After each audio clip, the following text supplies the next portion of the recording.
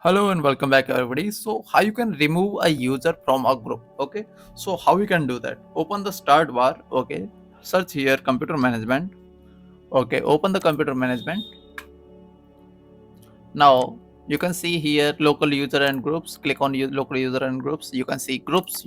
Okay, here the test user. Okay, there are two options. You can go from the groups. Okay, you can remove from the groups, and also you can go with user. I'll go with user. Okay, so select the user.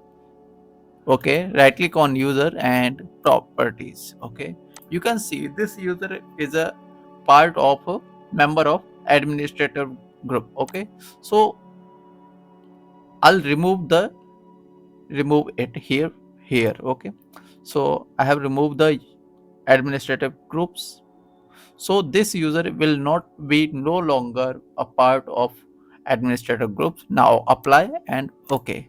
Now this user is successfully removed from the administrative groups. Okay, so that's it for today. And second version is select the group and go to properties, and now you can remove the user from here. Okay, so that's it for today, and I'll see you in the next video. Thank you for being here. Bye.